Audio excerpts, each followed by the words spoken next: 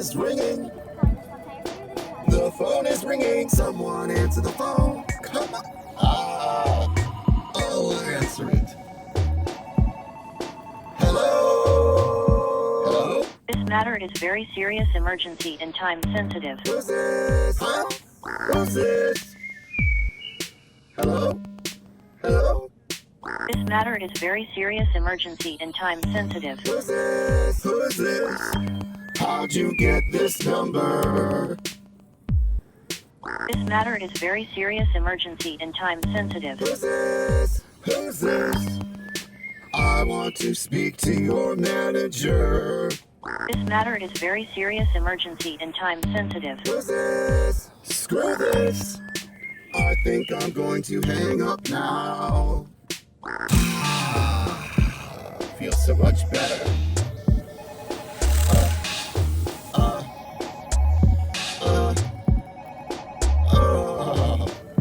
Someone answer the phone. I'll answer it. Hello? Screw this. We are calling you from investigation team of IRS. Oh, you again. We have just received a notification regarding your tax filings Leave me alone. from the headquarters, which will get expired in next 24 working That hours. doesn't make any sense. And once it get expired, after that you will be taken under custody by the local police, as there are 4 serious allegations pressed on your name at this moment, This makes no sense. We can accept I any need to credit speak card. to so a that we can discuss manager. about this case before taking any legal action against you. Please hold. All I want for Christmas They put doesn't me on pay a hold. list. I don't need to write a This letter, isn't bad, so though. I need to write a letter, so my They're need to write a using a letter, so record. my No, need to write a no, letter, so no. my need to Goodbye. write a No, no, no, no, no.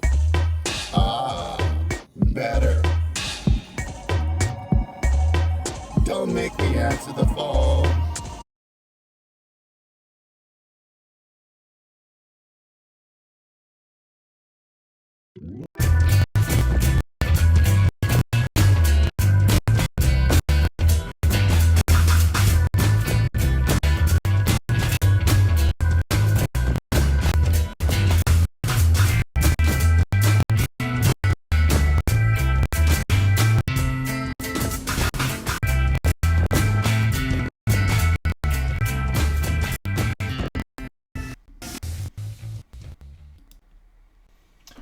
Good evening, everybody. This is Divided We Stand. We haven't been on since last week, but it's nice to be back.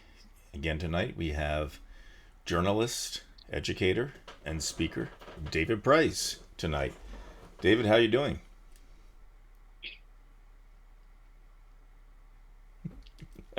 He's speechless. Well, tonight we're going to talk a little bit about the press and its relationship with the Trump administration. Yesterday, there was an intense presser in which Trump got very, very testy. And I thought this would be a good point to have a show, because I think most of the problems with the media has come really basically during the pressers. So David, we're going to show you a clip, and we're going to show our viewers the clip of a 2-minute excerpt from last night's program. From last night's presser. Okay?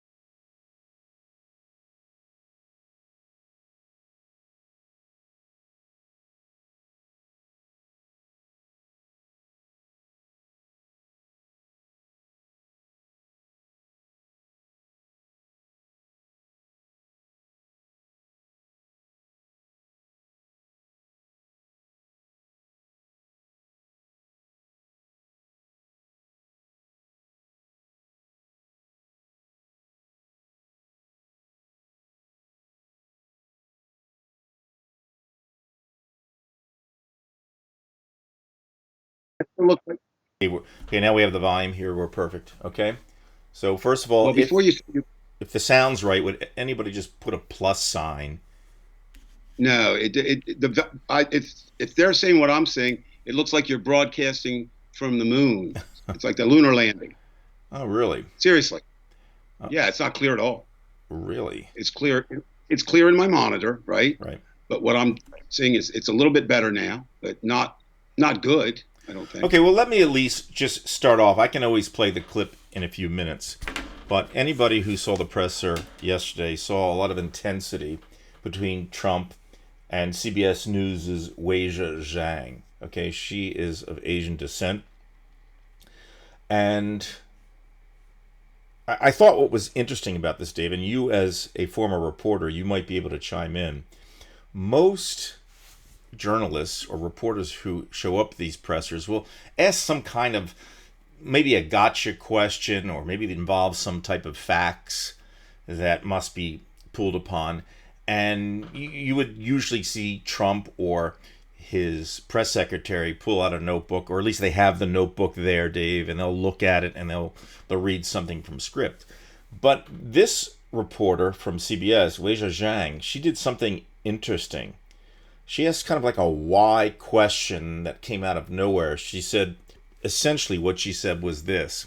She says, you seem to be touting the fact that we have fewer deaths, more testing and fewer deaths per capita, or whatever it was, compared to the rest of the world. In other words, he's making it a competition on how well we're doing. And she says, why does this have to be a competition? And I thought that question was a wonderful question, because it wasn't the type of question that he could go right to the book and come up with that type of answer. And so I wanted to ask you, Dave, just to begin with, what did you feel about that press conference and that question? And did you think that was an effective way to ask a question? All right. So there's only really three subjects in the world I feel relatively confident speaking about. One is classical rock. I played it from 1966 to 2007, so that's some experience. Education and teaching. I did that for 34 years. And journalism, I was 10 years as a news reporter and editor, and my last 4 have been as a freelance journalist. So I just want to give some street cred to people to understand that tonight, unlike other nights, I kind of do know a little bit about what I'm talking about. So I think let me begin it this way. Reporting seems mysterious to a lot of people, and here's why. You know what seems mysterious to me? Medicine. I don't understand it. I don't know anything about it. I've never done it. Right? Well, journalism, to use the old cliche, is not rocket science, nor is it brain surgery, but it does have its rules and bounds. And so I want to start with this. The rules and bounds that it had literally ended, with the day Donald Trump began. If you remember, he descended down the stairs as if coming from heaven and say, I am here to run for president. So journalists have been criticizing themselves since that. It was something new. It was almost like, for journalists, reporting on a life form that they'd never seen before. He really is. He really is a political life form that, at least, in the modern age, we haven't seen. So basically, anytime he and reporters are gathered, nothing surprises me. Okay. Now, I can kind of simplify reporting for you, Brian, or anyone out there, and I'm going to do it this way. Reporting just simply involves gathering information, right? That's all it is. And then disseminating that information. It doesn't matter whether you're using radio, television, news magazines, print, town crier. It doesn't matter how it gets out. So tonight we'll focus more on the idea of gathering information, because that's what a press conference is supposed to do. Right. Anybody can be a journalist if they can ask these 6 questions. We ready? First question, who? Second question, what? Third question, where? A fourth question, when?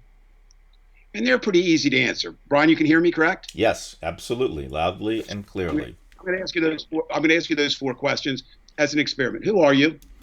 My name is Brian Weinstein. Thank you. That's amazing. What are you doing right now? I am doing an interview. Okay. Not doing it real well on the technical end, but handling the interview okay. Blame Comcast. For that. When are you doing it? I'm doing it at 8:18 p.m.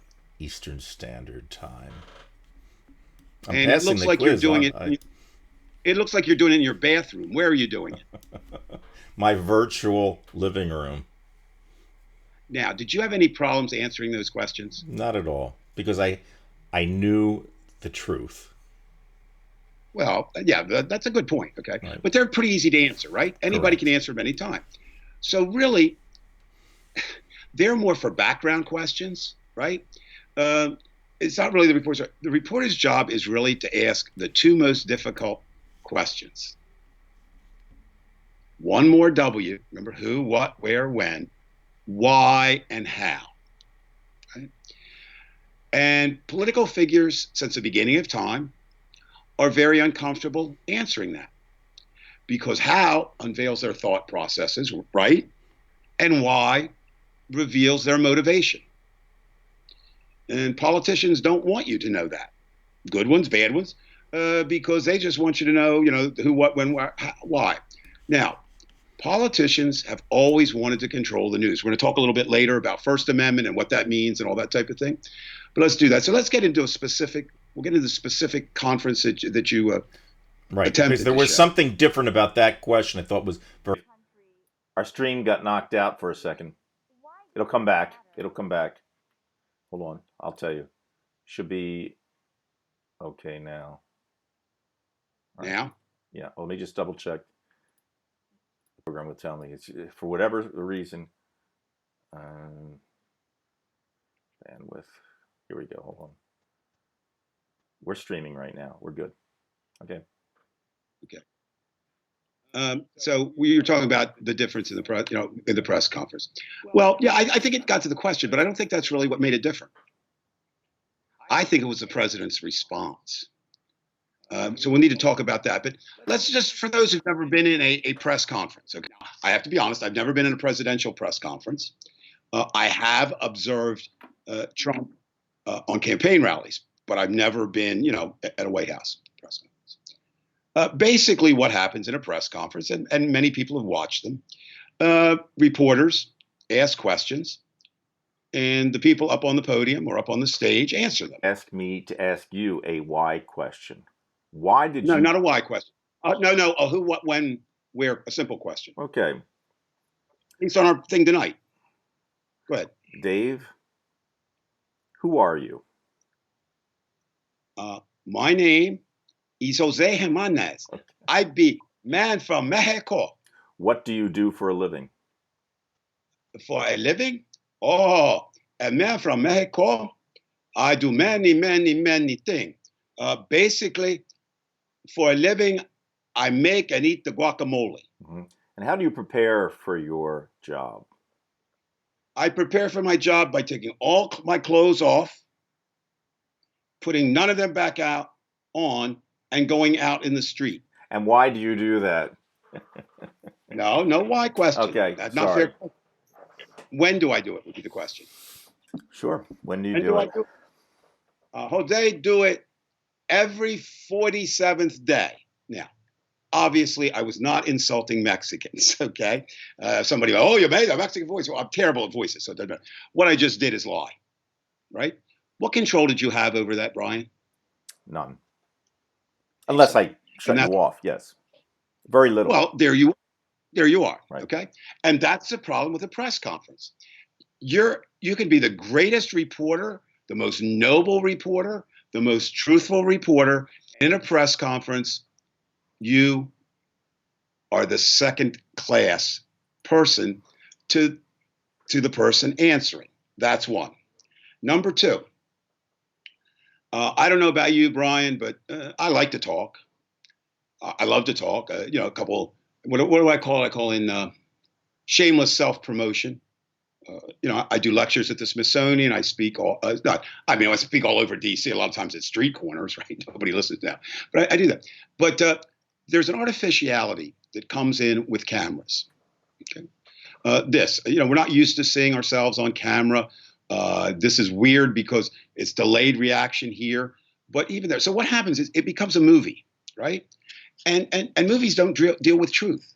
Now, I had the occasion, which may, knowing my politics. By the way, if anybody doesn't know them, ultra, uber, realistic, radical, liberal, I think is the way I describe them.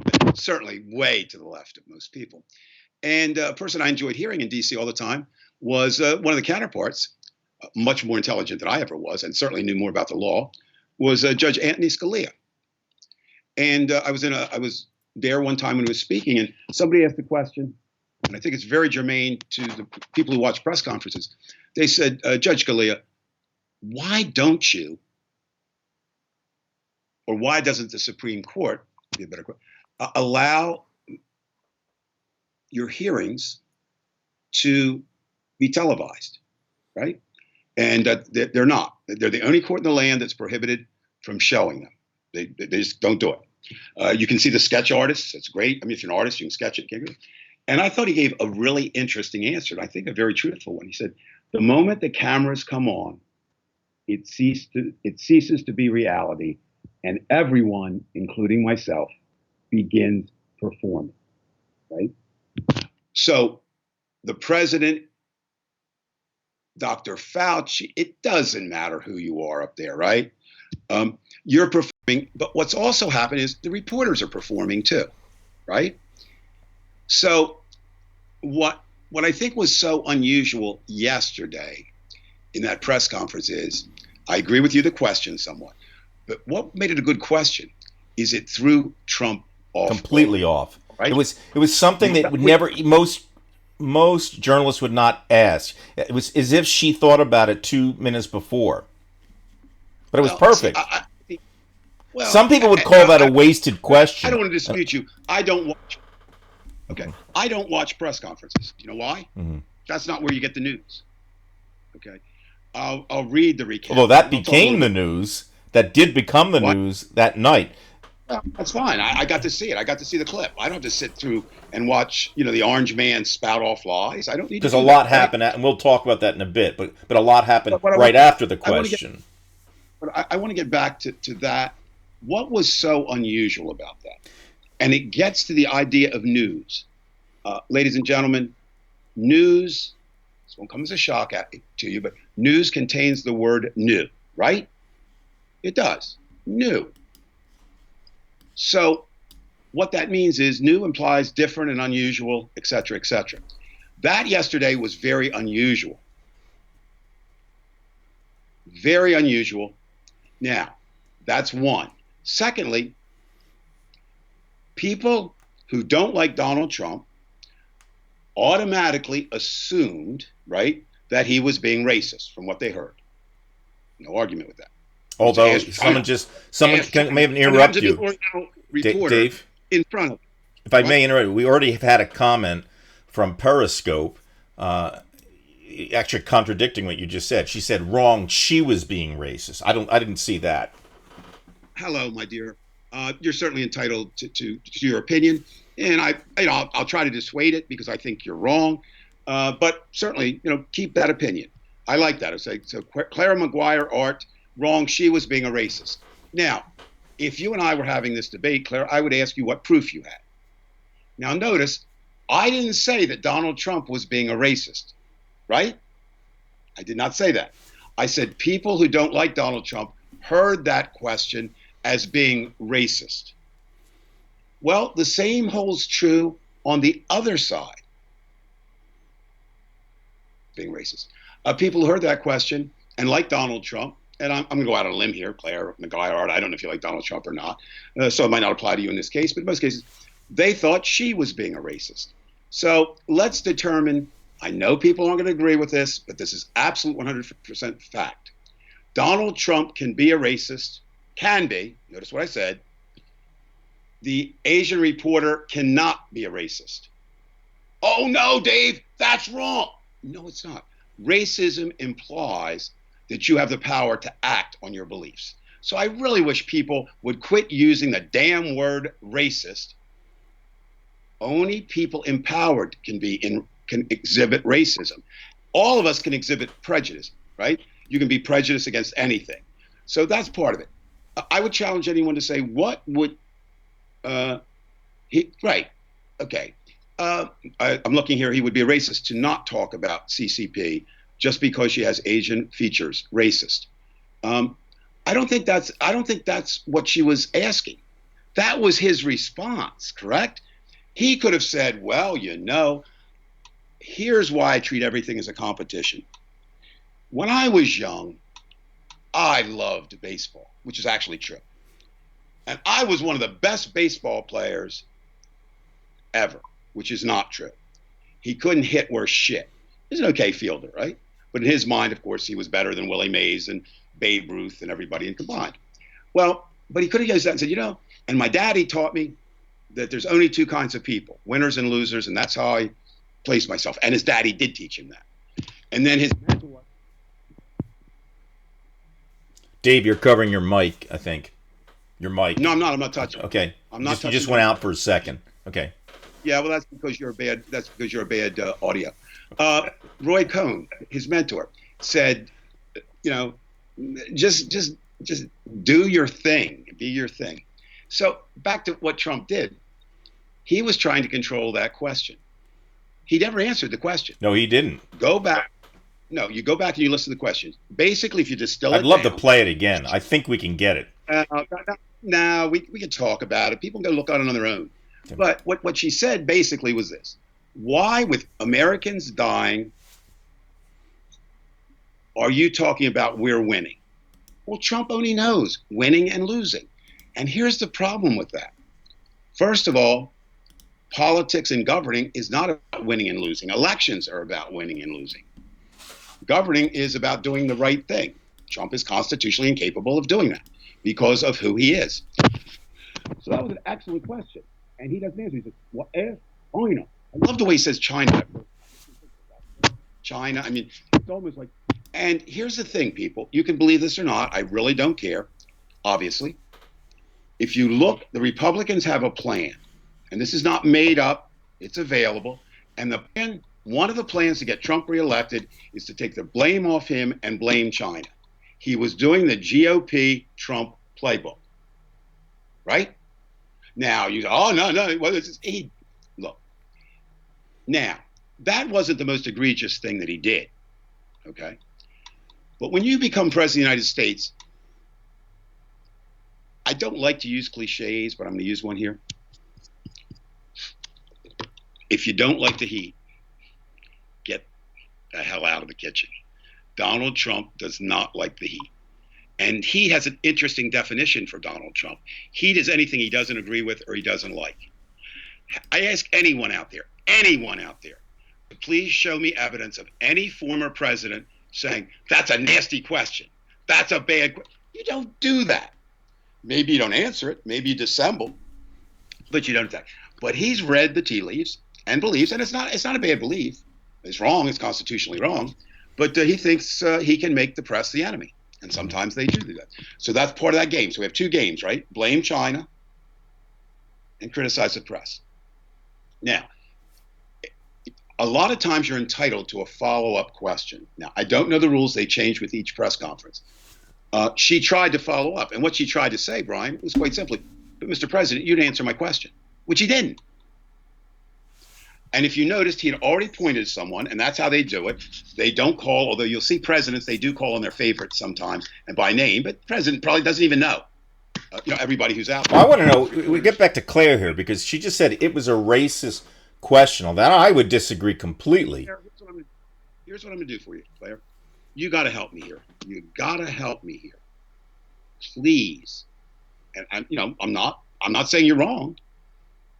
But I'm looking at it, and I don't see the racism in there. Could you please, in your comment, just please tell me, let's look at it that way. What was racist about that comment? The question. What I heard is this. Now, maybe I misheard it completely. But basically, the question, if you distill it down, was, Mr. President, Americans are dying. You're kind of saying we're winning, we're doing the best.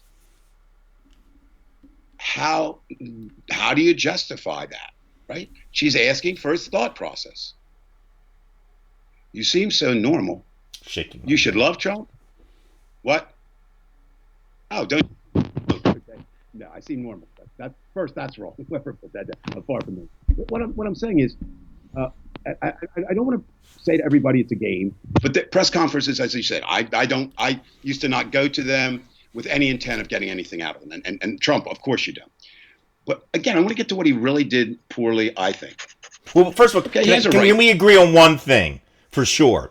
Trump did not expect that question whatsoever. That was not something.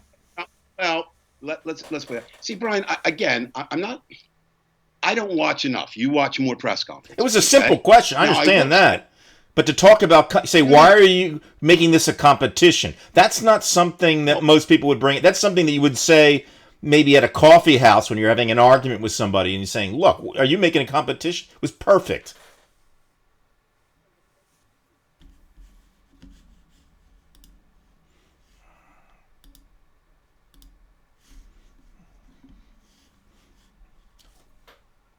Dave, hold on for a sec. Hold on. This is a rough night for bandwidth. We're getting there. I'm going to get your audio back on.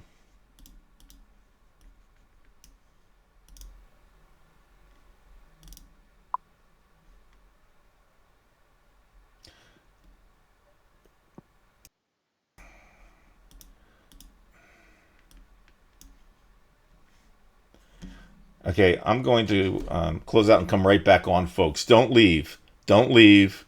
We'll be right back. Your audio's off. I've got to make this quick question. Okay.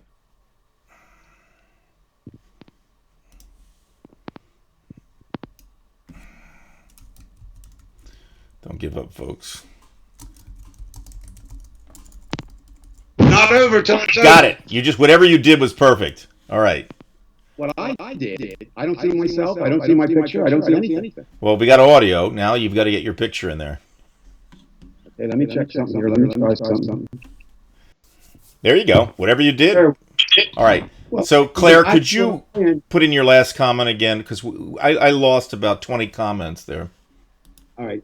What we're talking about, I mean, this whole, the crux of tonight, where I was like, I had a friend of mine finished his paper one time on the foot of a cart at Villanova University, and he was so proud. He said, the crux of the conflict. So, crux is just a short word that means delving down and getting into it. Was your assertion that it was such a different question. And I don't find it, because, again, I don't watch them. I don't think it was a different question. If it is different, they should be asking a lot more of those questions, okay? And that's one of my problems with press conference. But I'm not, like I said, I'm not so concerned about.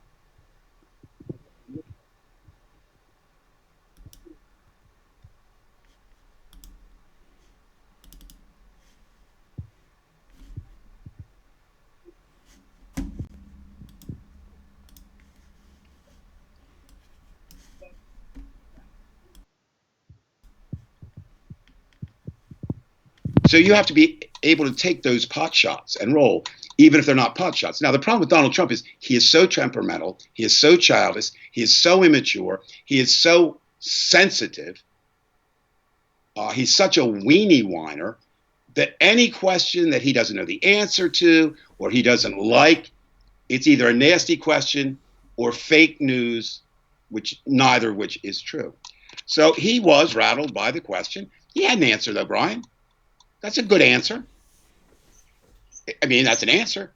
Don't ask me. Ask China. Well, she's not asking China, you doofus. She's asking you. Right. That's called ducking the answer. Okay? That's called ducking the answer. So that was bad enough. Then she asked the follow-up. Now, this is where people saw. Now you begin to see what is going here with prejudice and racism. I defy anyone to correct me on this.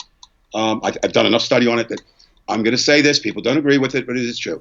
To be racist, you must have the power to act on your prejudice. That's really what racism is.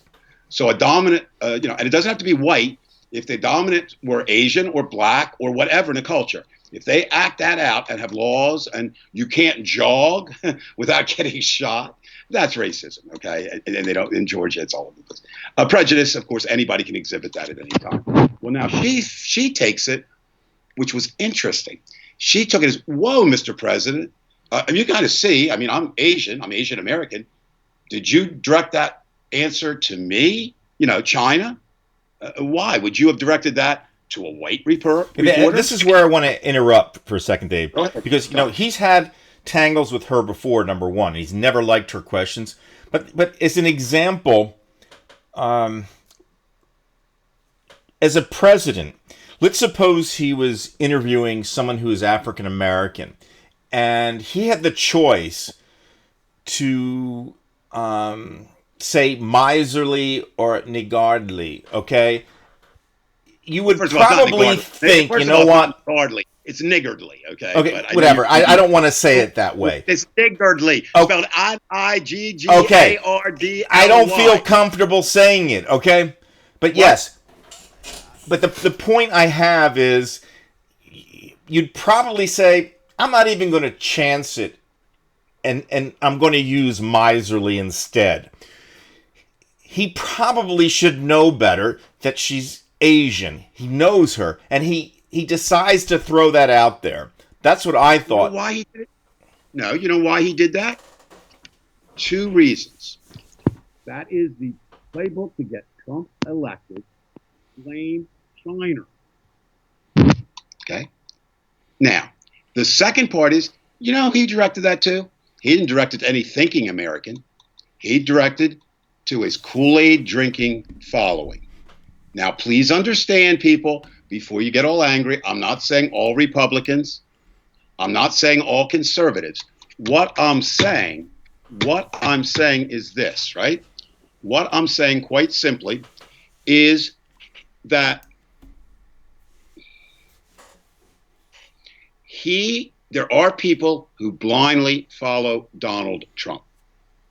And if you do, ladies and gentlemen, you are part of a cult, because that's what a cult means. A cult means you blindly follow a leader, despite the fact that the leader is as naked as the emperor who had no clothes, right? So he was directing at those people. They, his people, come along and they say, all right, he's right. We should blame China. They're button words, okay? They're button words. Hot, but, they talk in politics of dog whistle politics. Well, Trump doesn't do dog whistle politics. Trump does direct politics. Mexicans are rapists and murderers. Oh, neo-Nazis running cars over people in Charlottesville? But there were some very nice people there. And he claims that Joe Scarborough is a murderer, essentially. Whatever. Look, the man, ladies and gentlemen, is constitutionally, psychologically, emotionally, intellectually incapable of telling the truth. Now, I can't get inside his head. I'd love to know, does he know the difference between truth and lies? Does he believe the bullshit he's spouting? I don't know that, but he sure spouts a lot of it. Okay, but I want to get to a point, Brian, and then I know you got a number of other questions, but I want to get to this point before I forget it. So, his mistake was the fact that he never really answered the question in one sense, but that's not the big thing. So here's how press conferences work. You point out, which I don't know, look at me now, I'm pointing to you. You point out, and the next reporter comes in, and you don't know your names. And it's also, so it's very confusing sometimes to be in a press conference. It's a lot easier, because, and so a woman who I had pointed to comes up, right? Now, she's approaching the mic to do what she came to do, which is ask questions. The President of the United States has acknowledged her, and because he's pissed off, no other reason, pissed off at the Asian reporter, he says, no, you can't answer. You can't answer. You can't answer that question. I don't want you. I've given up your time. And she goes, wait a minute. How am I supposed to ask the question? I mean, basically, how am I supposed to ask the question if I'm not near the mic? And what did he do next, Brian? Something the President of the United States has no business doing. What did he do? Do you know? Okay, well, go rewind that again. You're talking about after I'm talking about immediately after he had the exchange. He had the exchange with the Asian reporter female. Right. He had the exchange with the female who he'd called on. Caitlin Collins from CNN, yes. Caitlin, who he called on. And see, sometimes, Brian, I hesitate to name names, even though I know them, because CNN, they're the lying network. You know what I mean? It could be any reporter. I'm not saying you're wrong with that, but I'm just saying, it keeps it out. Any female in the United States who got up to ask that question, the president says what he says by pointing is, please question. That's what it means. She comes forward because the Asian American reporter did a follow-up and said, are you just asking that because of who I am? So now he's pissed. Right. And because he's pissed, he tells the other reporter, no, you had your time. You had your time, right. Jesus Christ, man. How fucking dumb are you? You brought her up. She didn't have her time. She never got to the microphone. She never got there. Oh, Claire, honey, if you really are a Claire, it's just Claire McGuire White. Yes. For I know, you're a big muscle guy. It's funny. I feel bad for you too, because I feel the same way, that you just don't get it. So, it's fine. Look, we could sit down and we could shoot heroin together, I suppose. If we shot heroin, it's illegal, so we're not going to do it. We just see it politically different, and we'll talk about that later. But we're getting back to this press conference. So Donald Trump now, after that, what did he do? What was his first action after the two confrontations? He says, I'm out of here, and leaves. Now, he has been criticized. And legitimately so, I think, for being the type of kid that if he has the ball and you scored touchdown on him, right? He wouldn't acknowledge it. He'd say, I'm going home. And that's basically what he did. I saw a comment earlier, said, it's my ball, it's my game. Yeah, it is in the press conference. And there's many ways to shut reporters down. But the worst way,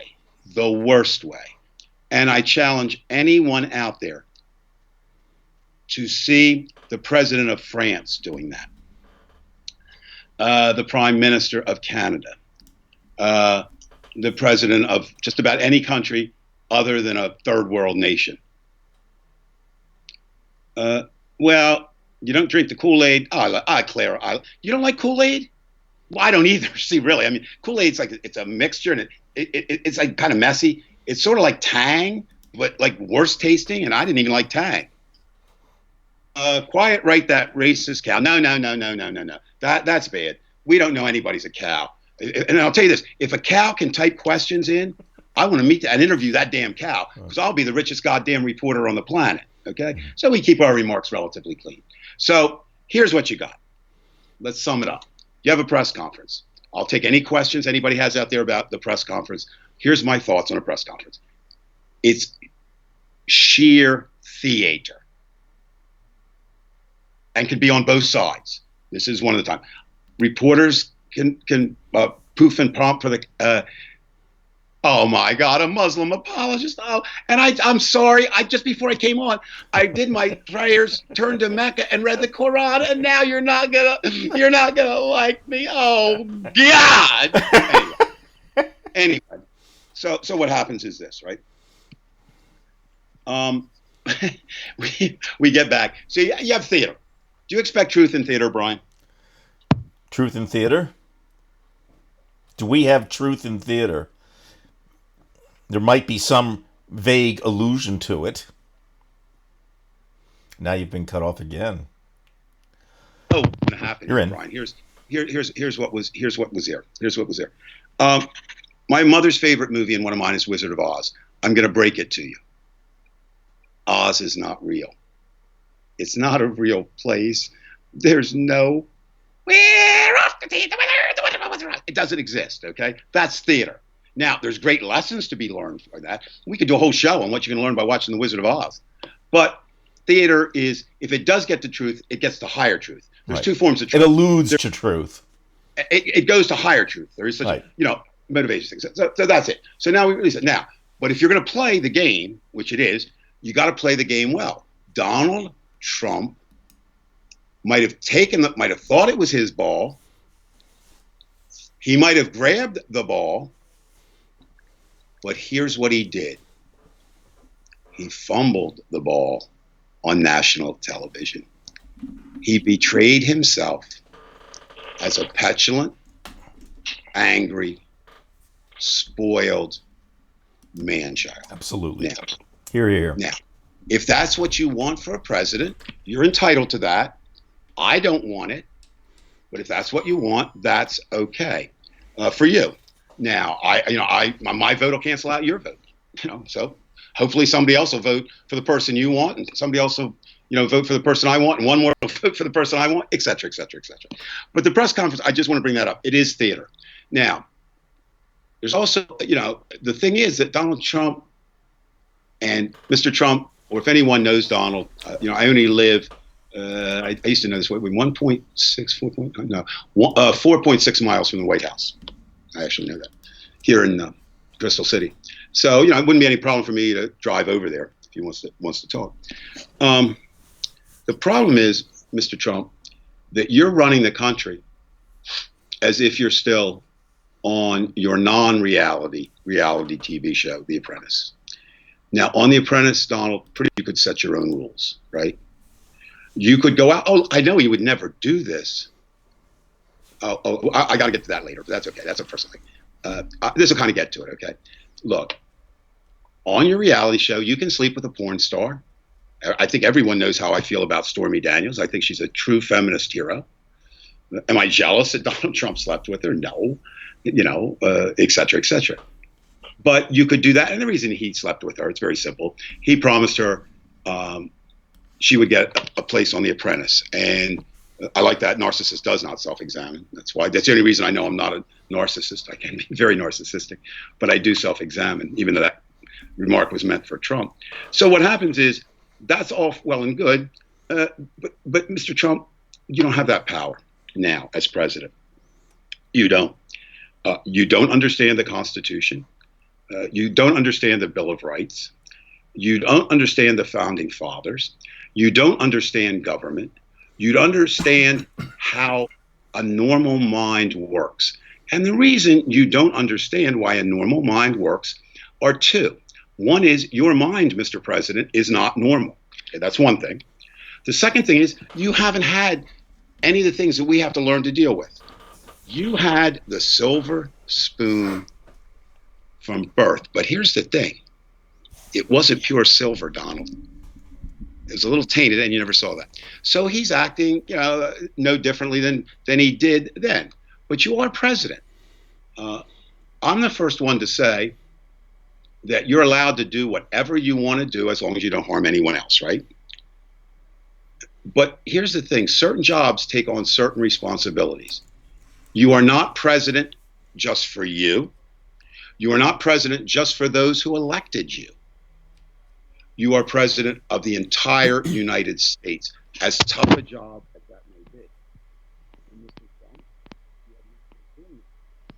And that theater that we had last night was a microcosm. Now, Brian, unless you have a question, I have something else I want to add, but we'll get off of that. But any questions you have, throw them at me. Or anybody out there. I kind of like answering. If you have questions, I'll get them there. The only thing I really want to discuss briefly, Dave, with you, I guess the mechanics of the presser, right, at this point, because you've gone through this before. You can see. Okay, I'm sorry. Go ahead. I'm just saying there's an adversarial situation going on now, but between Trump and the journalists, and also when he has Kayleigh McEnany on, or whomever we see. But what I would like to know from you, do you think at some point before the presser or after the presser that these journalists meet and maybe say, look, we got to have some type of camaraderie in the sense if there is an attack that we'll defer, or does that not happen? That's a very interesting question.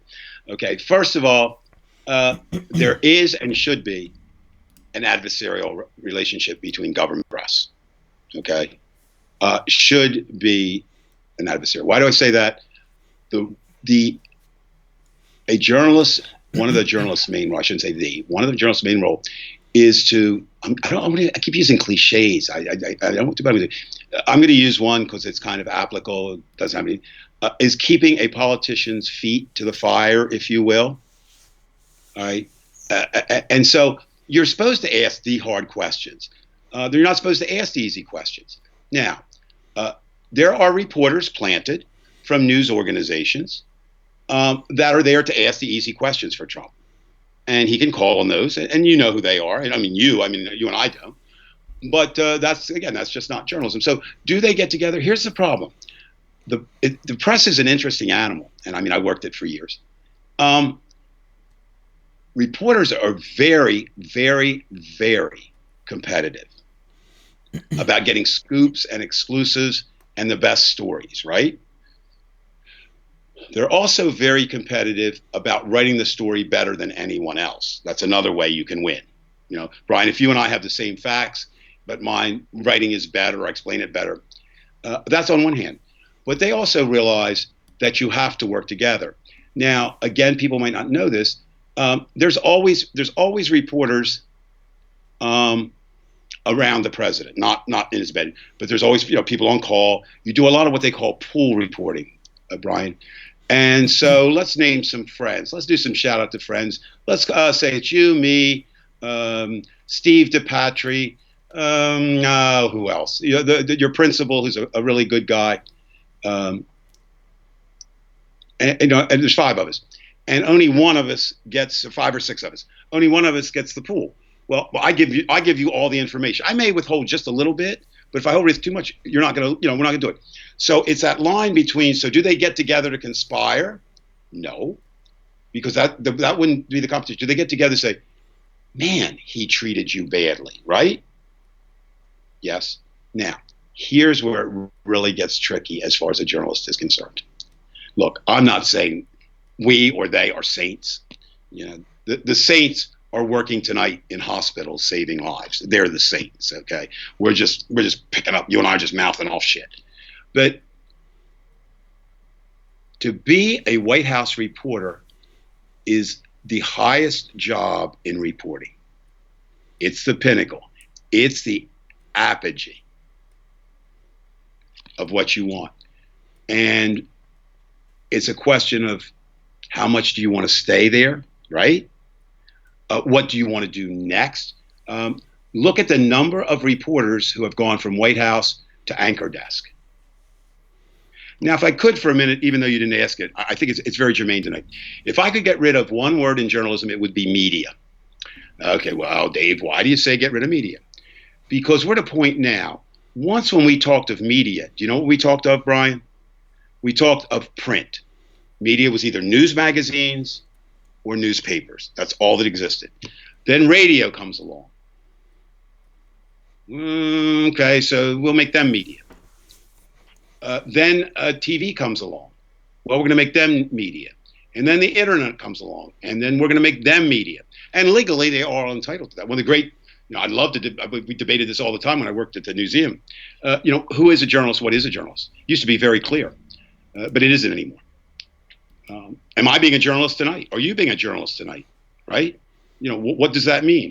You would make a great White House report. I'd last 2 days, but That's okay. right. Thank you for that. Thank you for that. First of all, again, unless I was ordered by my news organization, I would not go to a White House press conference. And they really won't let you be a White House reporter, right, if you don't go to the press conference. That's a bad thing. I would suggest to you, anybody out there, 2 of the greatest reporters, we all have idols in the things we do. We know that our idols have feet of clay, but they're there. Bob Woodward and Carl Bernstein did some of the best reporting of the 20th century. Do you know how many press conferences they went to with Richard Nixon? 0. And they did the best report. Because here's the thing too, Brian and everybody out there, and I've experienced this. In order to get good stories, you have to have a decent relationship with your sources.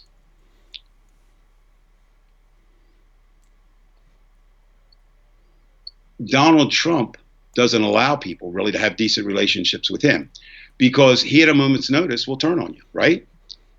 So it's kind of a catch 22. What I would suggest to everyone out there, if you want good theater, watch the press conference. Okay, great. But if you want the news, look at the reporters who aren't at the press conference. Again, sorry, my friends who aren't in print. I'm not old-fashioned. I just believe this. You find more truth in print than you do in radio, than you do in television, or as you do in the internet. The reason being, in print is the last place where people are sort of anonymous. I mean, you know the name, right? But I mean, I could write for years if you didn't know who Dave Price was. They didn't see me, and that's a good place to be. Rather than so, is there a blame to go around? Yes. Ultimately, though, I would ask this question: if Trump likes to play winners and losers, Mr. President, do you felt you won the night? Because I don't see it. Right. I think that you lost, to use one of your words, bigly.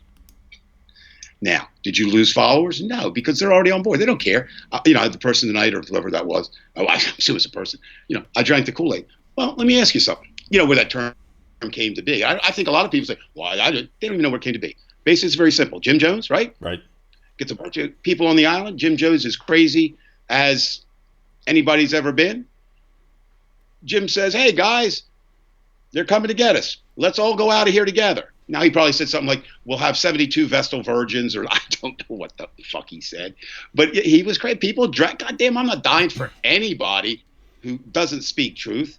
Would I die? Would I die for my wife? Absolutely. No, maybe not. Dave, we have a person named, he's called Hobart Bell from Lubbock, Texas. He'd like to join you, and he called you a motherfucker. But let's just put him on. Hold it. Oh, I like being called motherfucker. Yes. Hold on. I actually do appreciate that.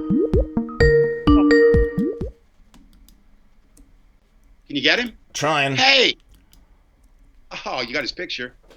Oh, wait a minute. That's you, Brian. Goddamn, boy! Who the hell you think you is? Hey, go play with yourself somewhere else. I was hoping that was going to work, but I wanted to surprise you, but the technology is not working tonight. I needed a better feed. Anyway, I would have had you. So, but let's look at that. Interesting, Brian. You betrayed some things there too. Okay. Why did you pick Lubbock, Texas? My daddy's from Texas. I have a long line. He's not from Lubbock. I can talk like I like Texicans. I don't always like their politics, but those, I come from there. I got relatives down that part. Scott Adams. Yeah. Okay. Hey, Anthony. I like Bigley though. I love that word. I love how Trump mangles the language. Tonight you can't see it. I'll stand up later. I wore the appropriate shirt tonight. It says let me get your full screen. Okay, can you tilt your camera? No, the news is real. The president is fake, and that's the way I believe. I mean, I think that's a true statement. Now, is the news always real? No, it's not. But remember what I said about media. Fox News is not real, ladies and gentlemen. I hate to break it to you, but you want to know who else isn't real? And I admire so many people on those stations. MSNBC News. Whoa! It has a leftist slant, Brian. It is perceived, yes, as a leftist slant. Not perceived. It has it, and I'm a leftist. And there are people who think that they are too far to the right if you're on the left. Who is? I know many people who criticize me for being a fan of Lawrence O'Donnell and Rachel Maddow because he thought they were all corporate whores. Now, Rachel Maddow doesn't need corporate money. Okay. I got that argument, okay? Okay. Over here is the fringe right. Over here is the fringe left. Correct. America doesn't operate well on the fringes. America operates in the center. Now, if you try to tell me that when I was 19 years old and taking the streets of Washington, D.C. over a war I disagreed with and a president that I thought was, until Donald, was the worst president in a lifetime. I understand. So that's kind of wasted on the young, or you just stay there. But what I'm saying is, if you really, the truth is, when people say that Fox News is the truth, they're wrong. Correct. But when they say that MSNBC is the news, they are wrong. They come with a different slant. And Correct. Here's why. look, I'd love to stand up here and say news is about truth and freedom in the American way. It's not. And television news, I'm sorry, my friends who are reporters out there, not everybody there, but your networks are whores. They sell themselves to make money.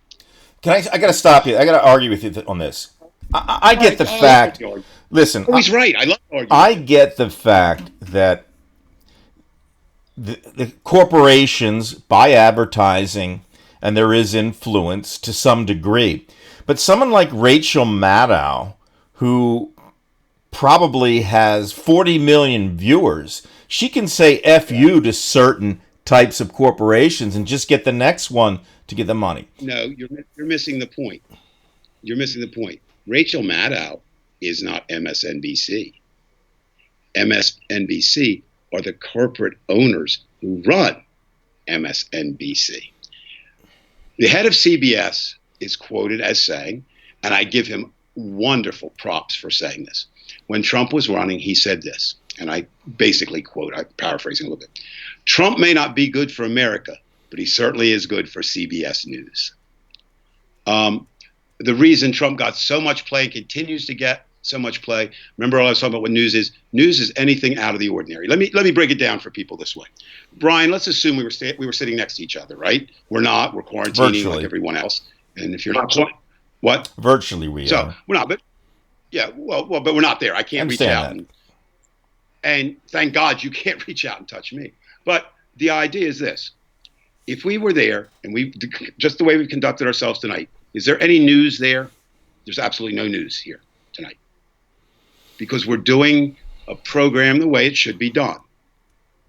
But if we were doing a program and you said, Dave, I disagree with you, we're doing it together, and you pulled out a gun and shot me dead, we would be beyond front page tomorrow. Correct. Now, nobody knows who Dave Price is. Nobody knows who Brian Weinstein is.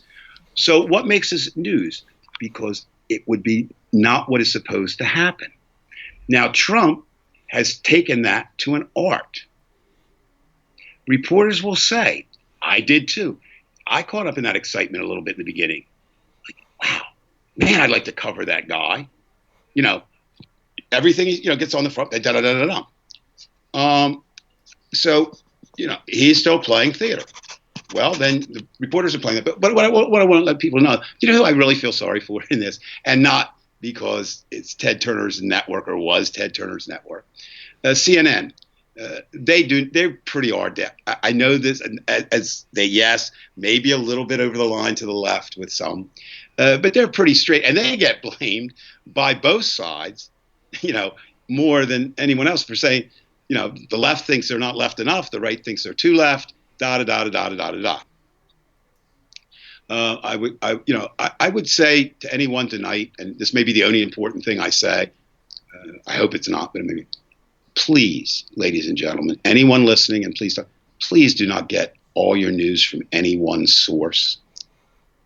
Please do not. Remember, all reporting is one person's observation. I use this analogy a lot because it's something really happened in our lives. Brian, you teach at Bridgeton High School. I used to teach at Bridgeton High School. Long before you came, there were many more students there. 2 high schools have opened, that took students from there. So this was the idea that, a much bigger school. And they had buses that literally ran from that front driveway all the way around to the street. So you really created 3 quadrants, if you will. Well, they weren't really, I guess, but 3 areas. You had the area next to the high school, right? A horseshoe of some sort. Well, no, it was a real circle. It was like an ellipse. The inside of the ellipse. This was before I was there. Right? And then the other side, which was, of course, you couldn't. And unfortunately, Bridgeton has long had racial troubles. And in the 70s, I was a reporter. And racial troubles broke out, and as often would happen, they often did break out at the high school, and 3 of us were dispatched to the high school. And one, we kind of knew the situation, so one of us stayed on the high school side. One went in the middle, where camera, the ellipse. Camera. Up. Oh, sorry, I didn't hit it. You're good.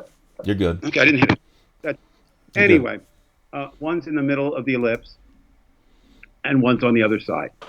We told the story. We came back to the office, and guess how many stories we had? 3 completely different stories. Because reporters are limited, not so much. People think they're limited by their political views. That's not true. Anybody wants this? It's absolutely true. If you were to study all the reporters who have ever lived, they lean more to the left than the general American public. If you studied all the owners of newspapers, media who ever lived, they're to the right of the general public. And that was kind of a balancing act. You know how we balance with Supreme Court? Well, that's kind of the newspaper or the media balancing act. But they're also limited by what people will tell them. I can't make up stuff and be an accurate reporter, but how do I know that someone's not lying to me? Well, you get a guess.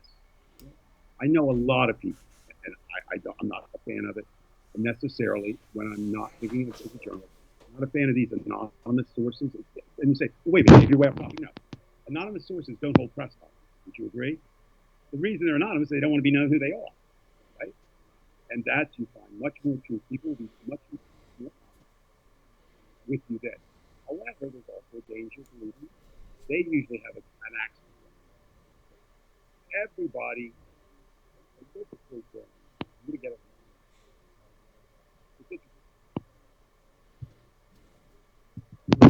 The great author. Whatever you just Harper did, Dave, Lee. we can hear you now. Okay. Harper Lee, the author of To Kill a Mockingbird, said basically people hear what they want to hear and people see what they want to see. And I think there's much truth to that, but even more today. Look, you have friends, I have friends that I would call Trumpites. We could watch the same thing and we hear different things. I mean, you know, it's just the way We saw it tonight with Claire. Well, and that's fine. I mean, Art, you can't control people's reality. Art. I mean, right? But we bring it in. I'm the first one to admit, my bias is liberal. It is. I'm not ashamed of that, and I'll tell you why. I'm not picking on conservatives, but basically conservatives, they want to conserve, preserve, keep, right? Liberal, liberate, free.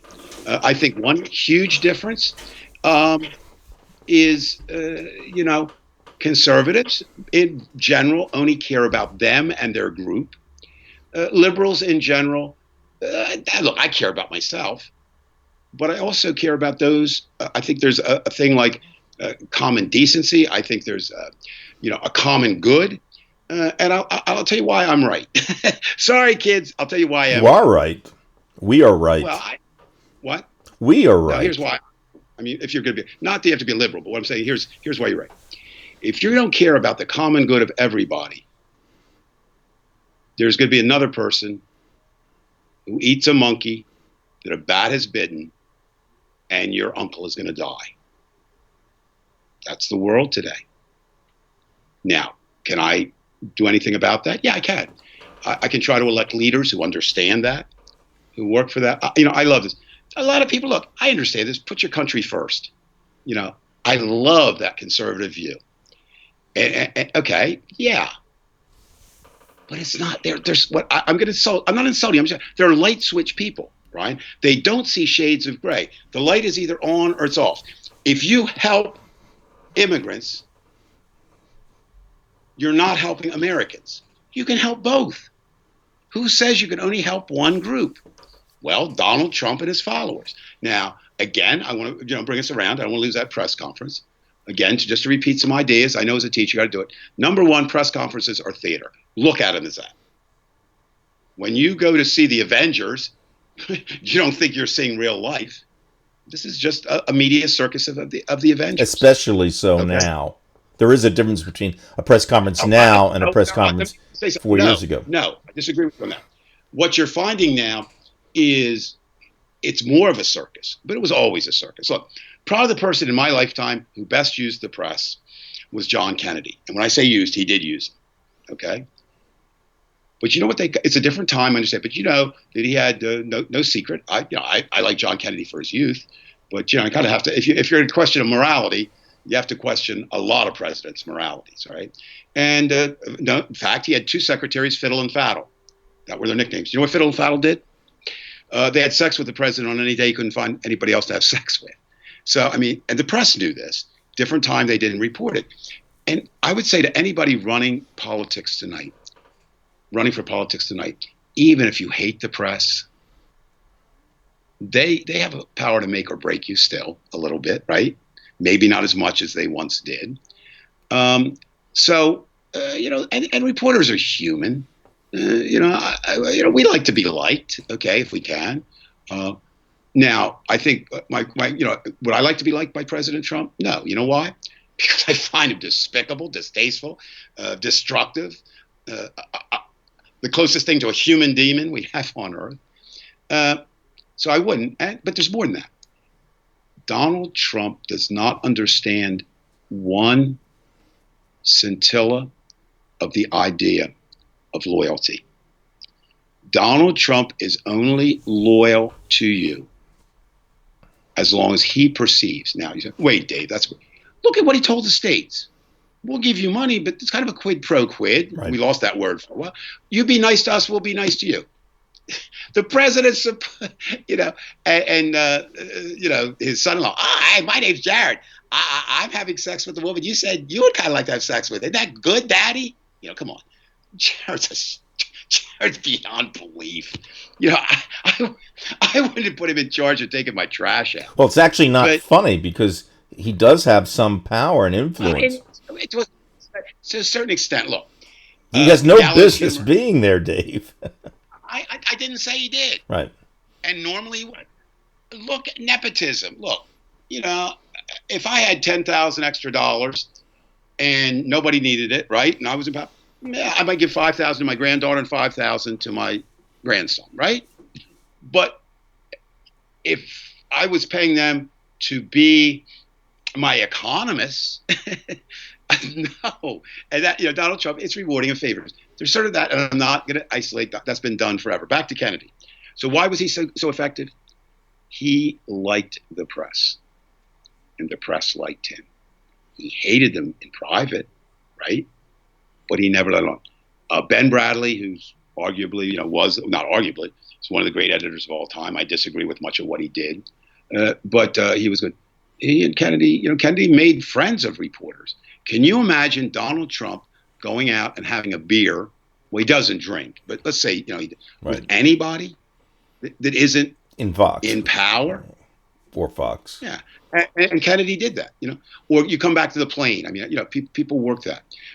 People look at your own, the politicians that you like. If you on the national level, I'm not saying that, but the local level, you kind of like them because they're around, right? You know them. Lord knows I'd be challenged if I still lived in Cumberland County because I've kind of made a vow now we got to get rid of Republicans for now. But yes, to Anthony's question. And that's, people like Trump have bodyguards, but we do not. Of course, I would like to point out tonight that 11 of the Secret Service agents have tested positive for the coronavirus. And that's kind of the other thing, too. Remember, Trump, because he is who he is, he has to project power. And Donald, if you're listening tonight, you're like the worst projector of power in the history of the world. So he says power to him being masculine. Me be masculine. Me not wear a mask. Well, first of all, you should be wearing one, you bullshit, because you represent the United States. You should be wearing one because it'd be harder for you to talk. By the way, Dave, if you watch the hearings today with Fauci, notice that most of the Republicans did not wear masks. Just symbolically, they should have worn it. Well, look, it's again, okay? It's like I said before. Conservatives, look, I'd love to tell you differently. I've talked to enough of them. I've talked recently to 4 of my good friends from childhood who are conservatives, but they've gone over the pale as far as I'm concerned. They're now Trumpites. There's a difference between a Republican, a conservative, and a Trumpite. And you know what? They don't care about people. They don't. They don't. I mean, they don't. They care about themselves and their group, right? And look at who supports Donald Trump. I love when you say black people for Trump. Okay, that's like white males for their penis to fall off. There's probably a couple who'd like their penis to fall off, but not too many, right? They don't exist because the party is not for that. Now, can you imagine what would be happening if Trump were not confined to the White House? And I think, Brian, that's a very important thing to remember. Trump needs theater. Where does he normally get theater? At his rallies. Now, I understand this part of him. He feeds off a crowd. I do too. Okay? That's why I don't despise us. I don't like what we're doing now. Because all I can see is you. And you're no. But I mean, I like that crowd. You feed off of it. As a speaker, you feed off that energy. So I understand that. Of course, he doesn't understand the power of his words. Or maybe he does. And you can't say, close your eyes, people. Close your eyes and think when you were a child. Did you ever, and I've got my eyes closed, so I'm doing what I never, as a teacher, I never did anything I wouldn't do myself. Could you, in your wildest dreams, imagine armed white men, armed with military-style weapons, walking around any state capital in the United States? I couldn't. No reasonable person. You know why they're doing that? Three reasons. The NRA, and I'd love to get somebody on there and argue the Second Amendment. Any night anybody wants to come on, I'll stay here for 24 hours and argue it because I know what it Our says. Periscope viewers are conservative. You saw tonight. That's about it, though. It's great. That's a whole show with Periscope viewers. That's great. I like that. I mean, I like to be challenged. But I want to do it tonight. But what I'm saying is very narrow views, right? And they believe that they have the right to do whatever they want. They want look. I want the country open too. Do you think I like doing? Look, ladies and gentlemen, I'm not saying, oh, poor, pitiful me. I'm not Donald Trump. But basically, Brian and I shouldn't be having this conversation. Shouldn't be having this conversation at all. I should be in Australia with my 2 grandchildren. I can't get there. It's fine. I'm willing to accept that. I'm not commandeering a plane. I'm not running up and down with guns and saying, please open that. That you realize Australia and New Zealand have done a pretty good job by keeping people out, and they should do that, continue to do that. What happens here, though, is those people, and when I say those people, you can say that. I'm talking about armed white men. You could be a black man or a red man or a green man or a purple man, but armed people on state capitol steps are terrorists. They're thugs and they're terrorists. I don't want to hear any bullshit. And I will get on the Second Amendment just this. Do you realize in the very beginning, the very first words of the goddamn Second Amendment that Pierre LeBouf, or whatever the fuck his name is, for the NRA, and Donald Trump and Wayne LaPierre was one of them too. Pitt Rowe, however those people are, who are saying a well-regulated militia. Hey kids, regulated is a form of the word regulations. The Second Amendment does not say you cannot have regulations. What's open for debate is what makes it well regulated, right? That's all that's open for debate. Anybody who says anything else is completely wrong. So, how does that tie into the press? Well, I guarantee you that more NRA supporters support Trump than do any other candidate, and than they would anybody else. Right? John Kasich wouldn't have that support on the Republican side, certainly whoever runs. It's kind of off topic, but I've been watching this a lot, and I think it's important. Like I said, my argument politically is with I'm a liberal, and my argument in worldview is with anyone who's a conservative. I said my argument, my debate, not my fight. I'm willing to listen to any position.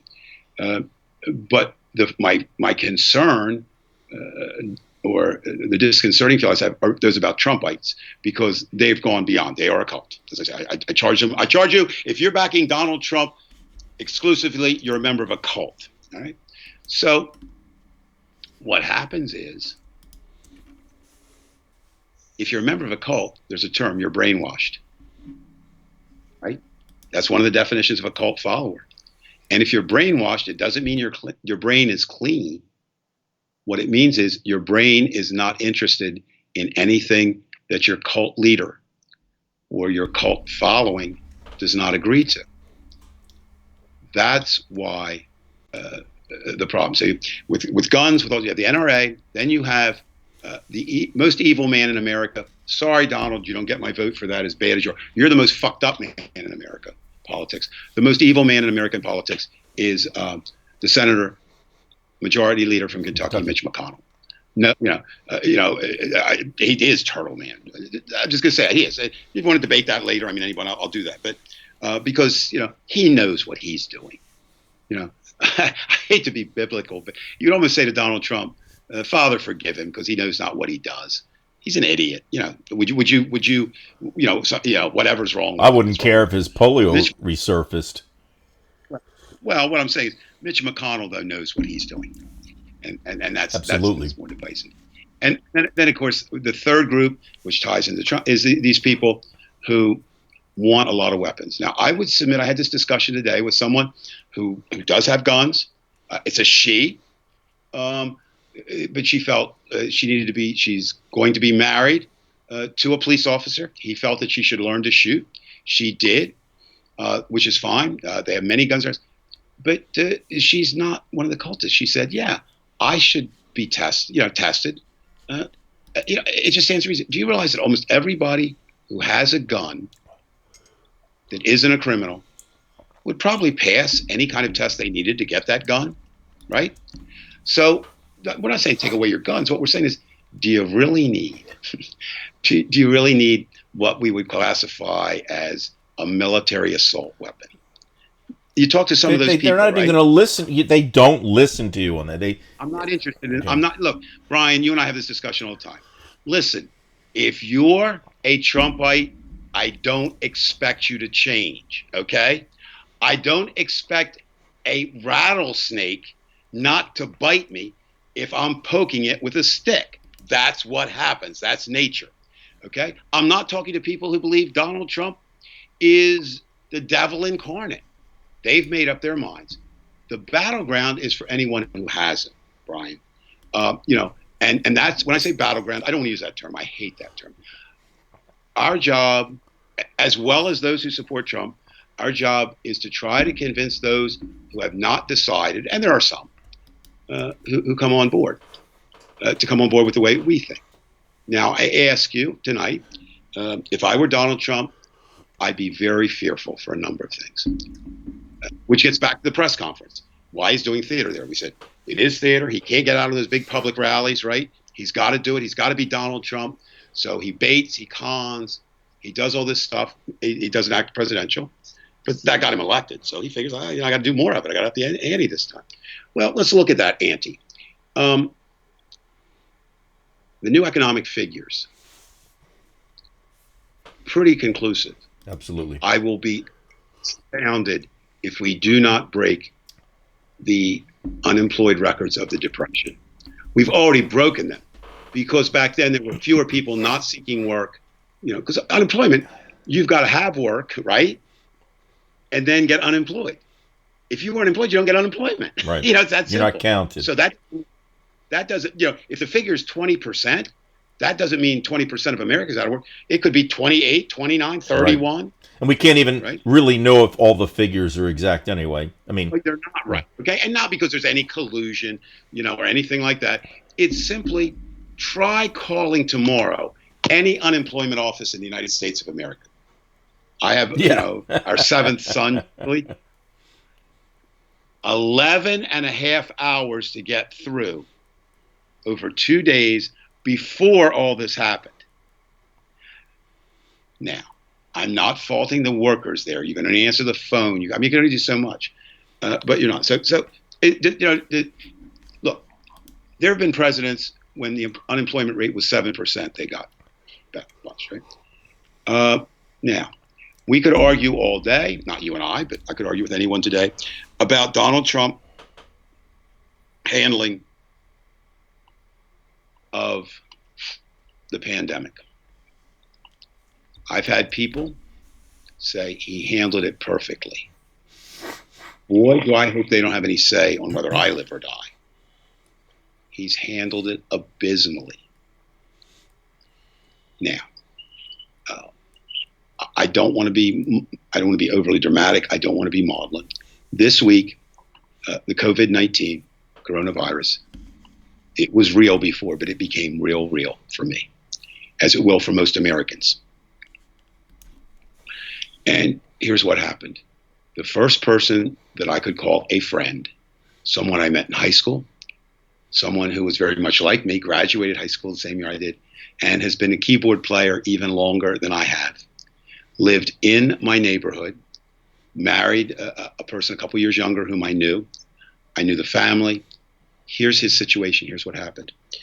So about 3 weeks ago, his wife was taken to the hospital suffering from COVID-19. She fairly immediately was put on a respirator, where she remains. The next day, her husband had to call 911 and was taken to the hospital, and last Saturday night died. Now, I know your mother, is a nurse. I mean, we all have these, but, I'm not perfect, okay? I knew this was bad. I knew the disease was bad. But it's just when it hits that, I'm not saying, it can be any of us. It can be any of us. And therefore, I made one of the most, I didn't think it was that good, but one of my most recognized, or I shouldn't say recognized, with likes and stuff posts, I basically just said, in essence, I said in a lot more words, but I said, I wear a mask. I have, I do when I go out.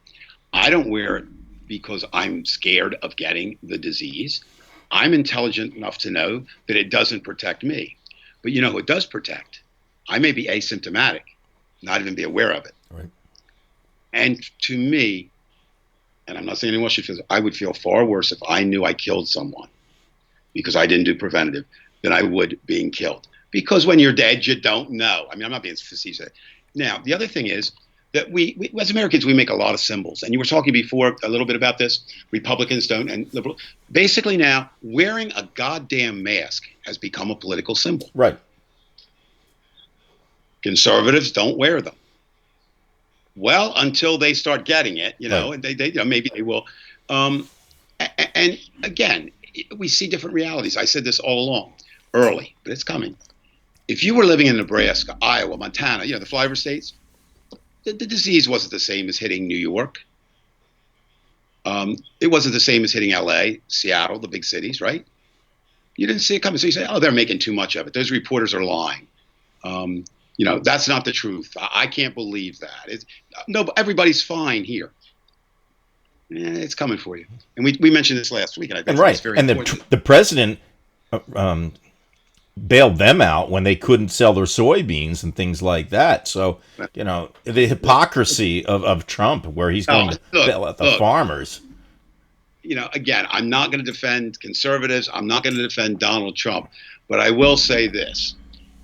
The Republicans have not cornered the market on hypocrisy, but they've raised it to brand new levels that I've never seen in my life. And look, Dave, I agree with you there. I mean, I just want you to understand, of course, I know that there's money involved with networks. Of course, I know that there's hypocrisy. Right. Of course, I know it's theater at the press conferences.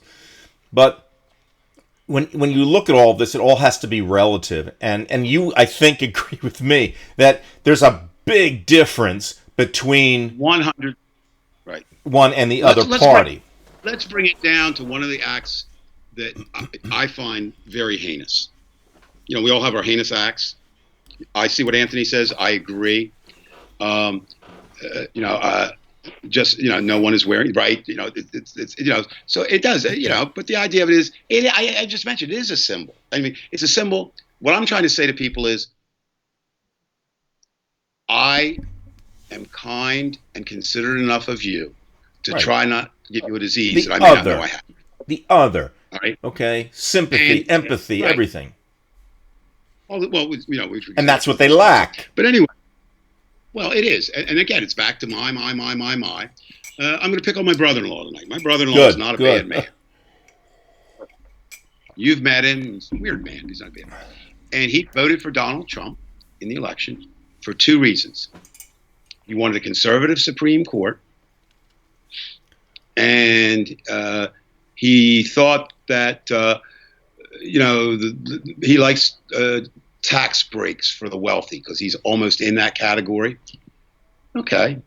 Now, my question is, that's okay. That's okay. I disagreed with him then. I would disagree with him again now. But what I find is this: my question now is he going to vote again for it? I've been asking that question. I'm going to give him some time, because it's one thing not to know or to think. You heard it. We all heard it. Donald Trump will grow in the job. No, I've called him a King Midas in reverse. Everything he touches turns to shit, not gold. And if anything, he's diminished himself. He's diminished the presidency. He's diminished the standing of the United States in the world.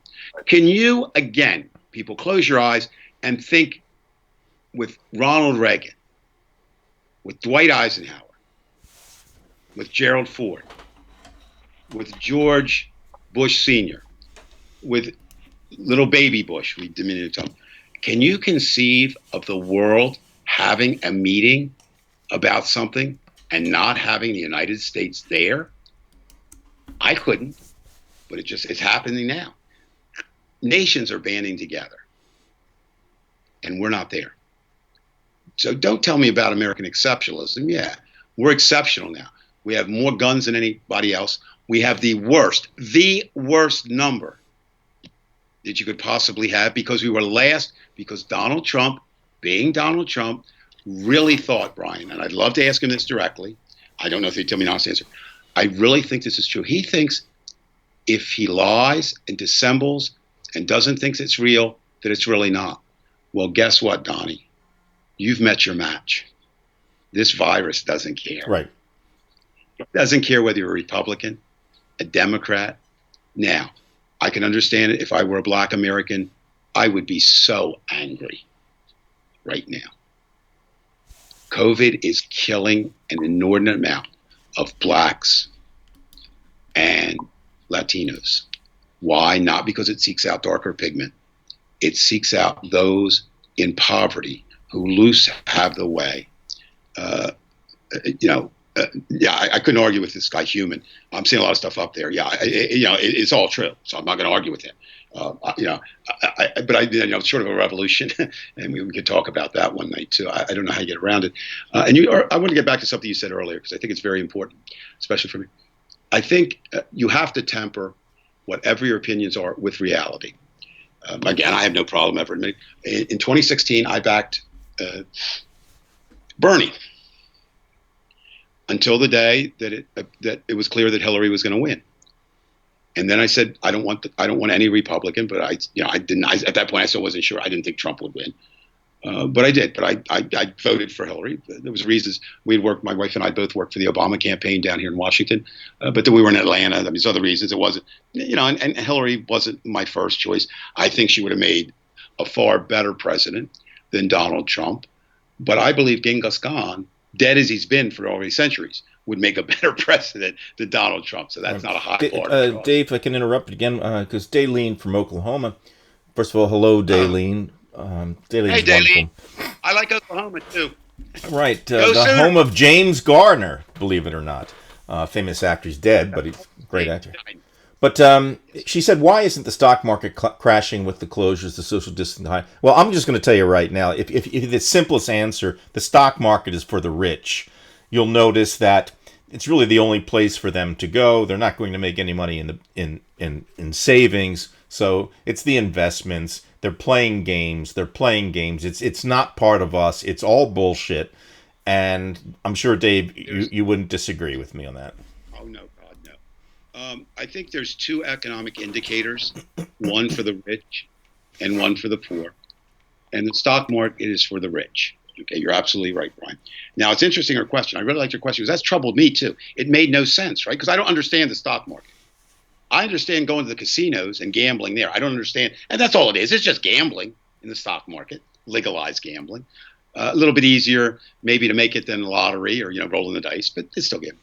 So I looked at that. I started doing a little research. I hate to do that because, but no, I looked into it to get some answers. And here's what I found out.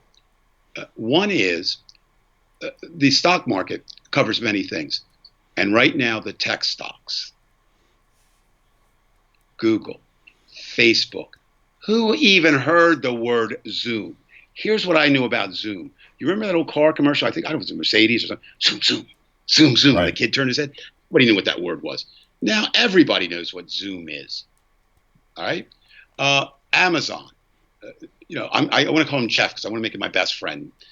Now, I keep saying that. I live in Crystal City, and that is his first corporate. That would be where the headquarters are, and his first building is three buildings down. And I keep saying to Jude, let me go down there. I think he's there, and I don't think he is. But no, the idea is Jeff Bezos is not only the world's richest man, he's getting more rich every night. Why? I'm buying from Amazon, right? I mean, it's like the only game in town, right? Unless you want to go to Walmart's and get it off their lawn, So so that's one reason. Certain stocks go up when others go down. The second reason, and I thought this was very interesting to me, you're betting on getting a vaccine. Ladies and gentlemen, what I know about health, you could put in a thimble. I mean, science health, right? But what I've read and who I believe, there was a researcher writer. So that's the best, a science writer, right? Not a scientist, not a writer, but somebody combined both. And he pointed out, which I didn't know, the fastest vaccine ever developed in the history of the world was for polio. And it took 4 years. Now, yes, we have more science now than we did in the 1950s. Yes, but still. So at best, could you half that? And people look at that as a panacea. It's not. It's not. What's happening is they're making billions. They can't. You don't even know what the dosage would be. You're looking for, one shot. Well, isn't it Maybe really, it's gotta be- in the end, Dave, isn't really, Going back to the stock market. What I would do is, yes, it seems unbelievable, but if you look into it, there are reasons that can be given for it, but it basically comes down to, as Brian, as you said, the stock market is the indicator and the moneymaker of the rich. I have some stocks, all right. Some of us have a little bit here or there, but the big players. This is essentially the rising stock market has been a creation of the government itself, because Trump, it seems like his main concern is making the stock market go up. It seems that the Federal Reserve has made it their major concern to keep this stock market from tanking. Let's ask. Trump can sit there all he wants in front of the Lincoln Monument. I'm really surprised Abraham Lincoln statue didn't get up. There's a meme out there where Lincoln statue does give him the finger like this, which is kind of, it doesn't happen. I'm surprised he didn't. But Lincoln looked like a common man. He acted like a common man. He was sort of a common man. Back then, you could be a common man. He was a self-trained lawyer. You're not going to find that today. You have to go to law school and stuff. But so why is Donald Trump doing it for the rich? Well, I think there's a couple of reasons. One, he wants to be in the club. He probably is in the club. He's not as rich as he claims, but he's there. So it's his people, right? He comes from New York, where it's all about what you can display money-wise, right? So he's got that. Also, the richer you are, the more you can fund politics, correct? Koch brothers can do a lot. So, of course, he's going to play with that. What worried me worried me all along is American people were following along with him, saying, yeah, the stock market's up, the stock market's up, the stock market's up. And my question always to them was like the great quote, the great political question years ago, are you better off today than you were 4 years ago? Right. So my question is, the stock market only counts if it counts for you, right? And it doesn't for most. The real indicator is the number of people who don't have jobs, have been unemployed, have stopped looking for work, have given up, if you will. The numbers that matter are every day, if you read about it, food kitchens, they're increasing the numbers that they're serving. Every day, somebody else is losing their job. Now, this the nice thing about this show, Brian, we go all over the place, which is fine. It's basically, my idea is why I'm a liberal, why conservatives are wrong, and why Donald Trump is the worst president in the history of humankind. Not in America. I can't speak. We're not going to do the Hitler equation. Let's screw that. But I'll put a perspective here in Crystal City where we are.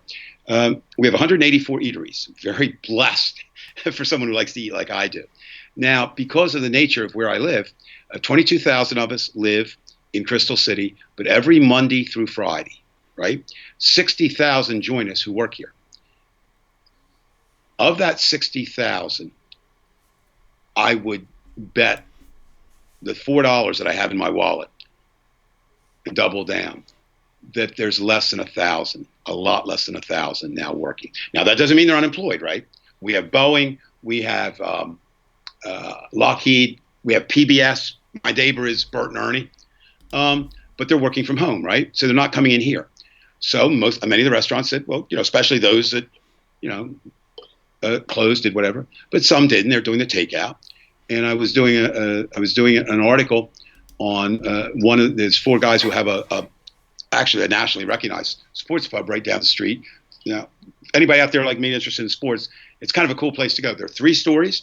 They used to have 100 TVs. They don't now, because they now have a TV that takes up the whole 3rd floor wall. I mean, it's a place. They can hold 376 people.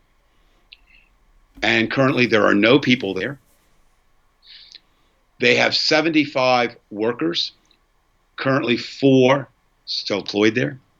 So they were looking forward to, as anyone would, a relaxation of the restrictions. Here in Virginia, the governor was one of the ones, I think he did a couple of things right. He early on said, was the first to push into June.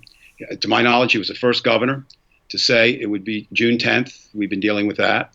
Now he's looking at the state, and he's ready to go into phase 1 relaxation. Okay? Now, here's what that means, people. Brought out the That's worst. Ronnie. That's sides. Ronnie, by the way, my wonderful wife. Ronnie, you're absolutely 100%. He's brought out the worst in me. I don't usually go around saying you motherfucker to the President of the United States. That's not me. But I feel I'm not doing my patriotic duty if I don't say every night. Some people say prayers. I say, motherfuck the motherfucking President of the United States of America. That's my patriotic duty. But the other part of that, the part I was saying about before about what's happening here. So they were kind of excited, now here's the rules. And I'm not saying they're bad. I'm just reporting the facts now. Okay. Well, here's what phase 1 opening meant for restaurants. You have to have outside seating. You have to have outside seating. Okay. How many got that? All right. That's fine.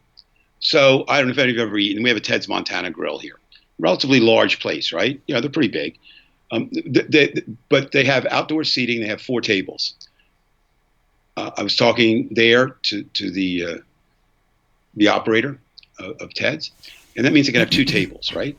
Well, the tables are big enough to maybe hold 8 people, right? 4 people each. Well, I don't think a restaurant's open if it has 8 people, right? But that's all they can do. But they wanted to try that because they've got unemployed. The sports pub, they estimate conservatively that they will lose $175,000 to $200,000 this month, and that's not counting the 71 people who are getting unemployment. Well, now the governor, and I'm just saying what he did. The local governments here of the 5 counties, Virginia counties closest to D.C., and really we are just an extension of D.C., even though we're Virginia. They feel that they're not ready to open yet because of the number of cases. So the governor has said, send me that, and he's taking it under advisement. So I'm almost 99% certain, barring some change, that on Friday, those restaurants won't be able to do what little bit they did. Now, is that wrong? It's I guess what I'm trying to say, and I'm not doing it very well. I apologize, people. But here's what it is. It's a balancing act. Here's what we're in America right now. We know people are going to die with the virus, right? That's a given. That's a quick death. As we speak. Brian, you and I've had this discussion. I don't like reading about death or thinking about death or all those kinds of things. I know it's coming for me someday. I'm planning to be 112, but I don't know what nature has or what the environment has in fact for me. But here's the thing. We know that it's not a good death. I mean, is there any such thing? It is a brutal, brutal death. We don't. It grabs organs. It makes you can't breathe. Can you imagine? You don't die, but you can't breathe. Wow. Forget recovering, because there's even scars there. So we know that's out there. But on the other side, if we don't get America back to work, if we don't, that's his friggin' bathroom. It's not his office. And that was probably Brian. It's unknown. He probably said, my bathroom looks so bad. At least you didn't do. Now, my like real room looks like the mad scientist. Have you ever seen anybody tweet? If I tweet, I say, I say. He says, Trump says. You speak of yourself in the fucking third person, you ignorant ignoramus. And that is redundant, but ignoramus doesn't work, and ignorant doesn't work for him. You got to put them together. Anyway, back to this opening. If we don't open up America, we're going to have slow economic death. So here's what's going to happen. I always laugh about this. My favorite quote from the great Spiro Agnew, who was not great. It's very sarcastic. That's the last thing. Called the press the nattering nabobs of negativity. That's cool. I mean, that's cool, right? That's cool. You know, alliteration. Cool alliteration. Alliteration there, but whatever. So I hate to be accused of that, but here's what's going to happen, ladies and gentlemen. From my view, which is no better than your view, I might be a little higher than your view. I'm on the 10th floor of an apartment building, but it doesn't make my view better or more.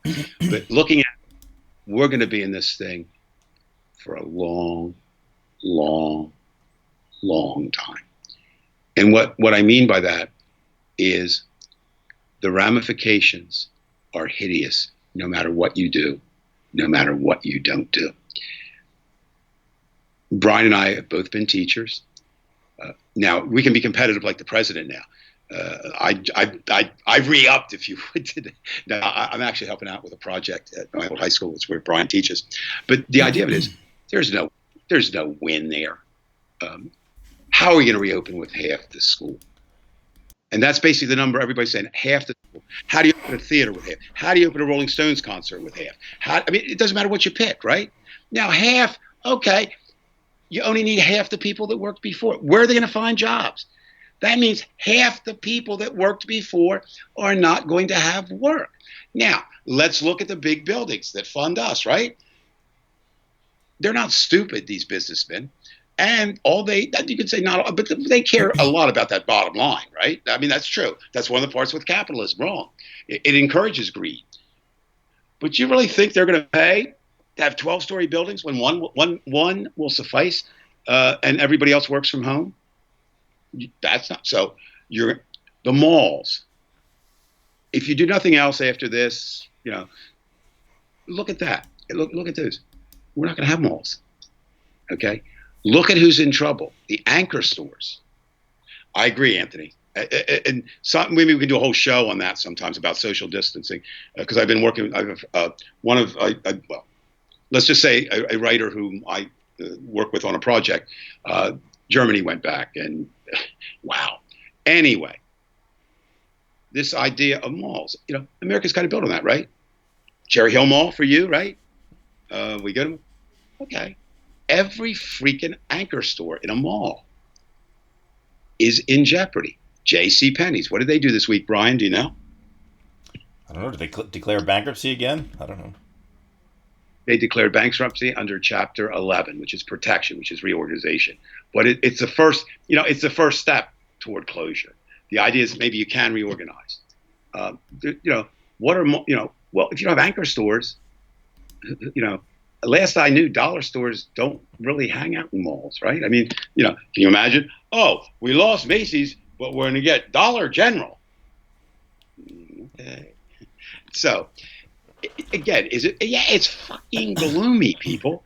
It doesn't mean it's over. It's going to take us all. And I liked what Gareth Graff, who's an author that I really respect and admire. He writes out of D.C. But he said this week, our only hope. It sort of sounds like Princess Leia. Remember in Star Wars? I know you don't like science fiction. I get it. Your only hope. Kenobi. Will he show up? He said the only way we get out of this with minimal damage is to do something even more significant than was done for the New Deal. And I think he's right. Again, we only know what we know. I spoke earlier about, the moment. It wasn't the moment became real, but I now have a face. hero will rise. And then what was that? That sounded like somebody throwing up rise. something. The other thing is, next door to us, not the next building, but the next building, is a Marriott hotel. The name of it is the Marriott Airport, right? It services National Airport, which is one metro stop from where I live, and it has been closed for 6 weeks. Is it going to reopen? You tell me. Oh, a hero will rise. Yeah, I hope so. Sometimes, though, we hope for those. They've certainly been real heroes. Martin Luther King, Malcolm X, Greta Thunberg. So we do have heroes out there. But this is a tough one, kids. It's really a tough one. Well, don't tell Trump that, because that's the last thing he wants to hear, that there'll be some type of change. Don't tell a Republican that. Well, because you know what? Well, first they won't listen. You know why? Right? It's very simple. They can say all day they care. They don't. They don't give a shit. They don't give a shit. Now, individually, they may, right? Collectively, they don't. And even if they say they do, and they do, I won't call them all liars. They elect leaders who don't. That, I feel. Do you really want to have Donald Trump be president for 4 more years? And that's the question I would ask everybody. So we're back to that press conference. If we'll finish. I'll finish my remarks, and then we'll watch Brian. Brian tonight had promised he's going to do his twerking dance for us. So I'm kind of waiting for that. No, but I do it this way. What I would tell people is, Be prepared. I'm not trying to change anybody's mind. I'm saying the question is, I'll do it in 2 ways. The question is, do you really want Donald Trump to be your president for 4 more years? Darlene, I tend to think, unfortunate human beings. She's right. I can't. I don't know. More. She's right. I'm not saying you're wrong. I'm not saying. I'm just saying, human beings will have to deal with it if that's what's happened. Now, if you want a note of optimism, remember I'm the same guy who 11 times in the primary said that Donald Trump was done. What a great political forecaster I am. And then I said he could not win the primary, and then I said he could not win the general election. So I was wrong 13 times about Donald Trump. But now I'm not. It's a different time. You can't base anything on the past. You have to base it. Donald Trump has changed the rules. Let me put it this way. I'd much rather go to bed tonight being Joe Biden and dreaming of being president than I would Donald Trump dreaming of continuing his presidency. And that's objective fact. We'll talk about that in another show. Right. I went in here. Let's look at it the other way about this Donald Trump question. Let's assume for a moment. This was my failure. I wanted to address this point earlier and I didn't. I started to say, if you remember, I remember my words, something I consider to be heinous, and then I started talking about Trump, which I consider to be heinous, but that's not what I was going to say. I think that anyone who preys on someone weaker than them, I hate hypocrisy, but the only thing I hate more than hypocrisy is bullying. And I have been both. I have been a hypocrite. I have been a bully. I'm not proud of it. I try not to be. But sometimes we don't even know when we're being bullied. And that comes a lot down to gender roles. And so the irony of it is that women are the better sex. I'm not saying, they are. They have children. Brian, I've seen you cry over a hangnail. You couldn't handle the pain of childbirth, right? I couldn't. So there's that. They're more compassionate. They're more nurturing. Some of it is natural. Look at who's doing the best in the world right now. The New Zealand Prime Minister is doing the best in the world at this. Merkel. They're all women. But men don't see it that way. It's power and all this. So let's say Joe Biden did do it. Let's be graphic. It's a graphic show. If I understand it correctly, the person who's accusing him, Tara Reid, said that basically he fingered her, which for anyone who doesn't know what that is. He took his digital finger and stuck it in a very private place for women called, I believe the proper word we'll use, we won't say grab him by the pussy. We'll use the word vagina. And really, a finger intruding into any woman, even as far as her shoulder blade, the woman has the right to refuse that, you should ask. But let's assume, and it's a big assumption, that Joe did that. Let's assume that he did. Okay? If you're going to be realistic, Joe's been accused once. We don't know, right, whether he did it or not. But Trump, last count. I forget, Brian, maybe you can correct me. It keeps going on. It was 23 to 27. 24, something like that. 23 to 27, somewhere in that range. So if you're going to take accusations, as truth, do you want to, let's assume that they're all true, just for a moment. Do you want a president who sexually assaulted someone once? Or do you want a president who sexually assaulted someone 24 times? On the press conference, we'll return to that one last time. Do you want a president who handles a press conference like Barack Obama, George Bush Jr., Bill Clinton, George Bush Sr., Jimmy Carter, Ronald Reagan, Gerald Ford, Richard, Lyndon Johnson, John Kennedy, and Dwight Eisenhower? Or do you want a president who handles a press conference like Donald Trump? Now, ladies and gentlemen, I set out to be a lawyer. I never became one. But if I had been a lawyer right now, I'd say, ladies and gentlemen,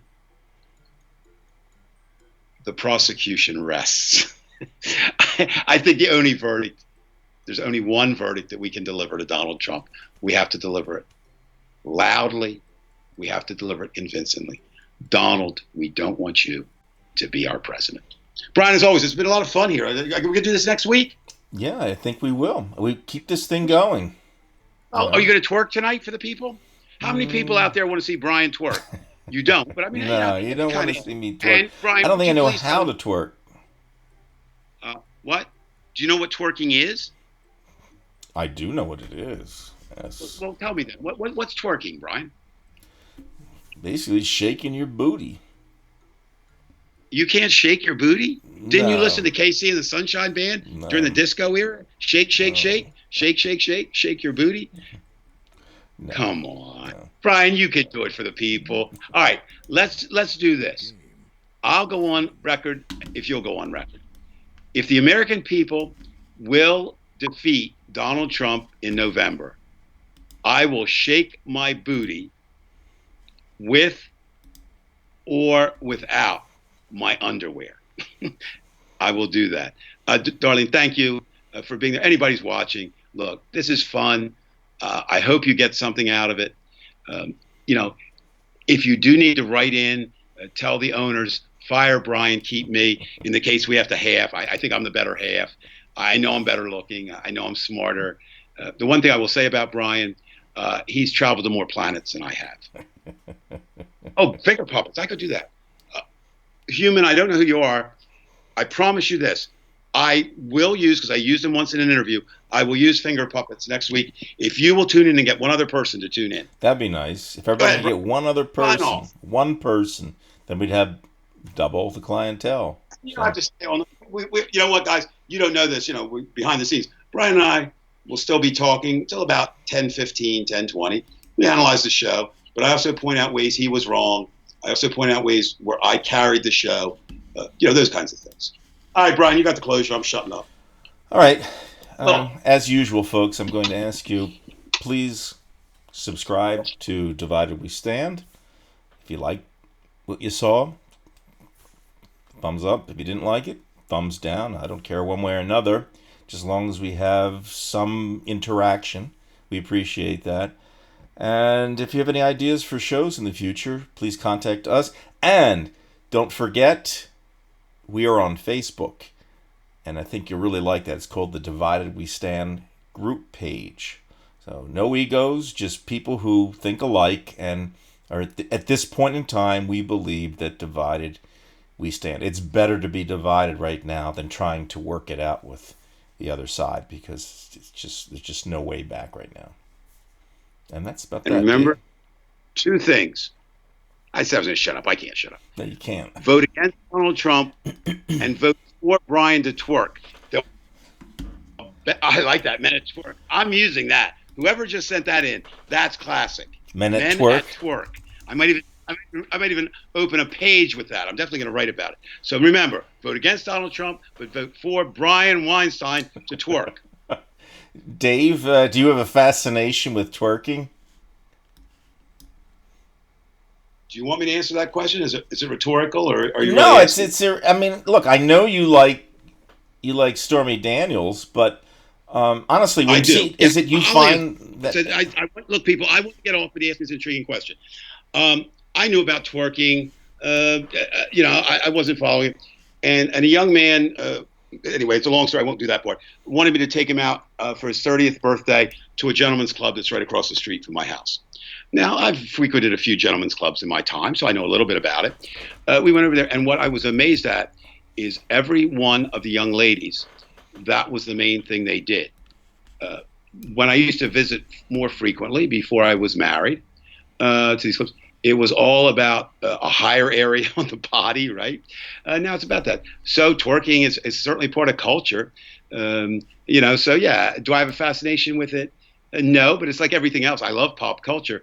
When did we switch that twerking was some way you judged, anything? But we did. So yes, I don't have a fascination with it other than I'm fascinated. Another question that fascinates me just as much is when we don't have any baseball. I love baseball. When was the first game where more men didn't wear ties than wore? I'm out of here, Brian. What's the question? What was the first game that? No, there had to be a game. If you go back and look at the old pictures, right? Men wore ties to baseball games. Mm-hmm. Right? Right.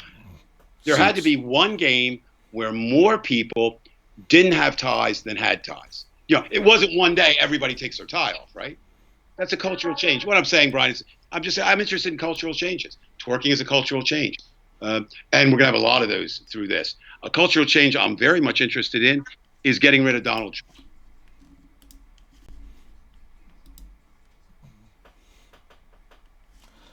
There it is.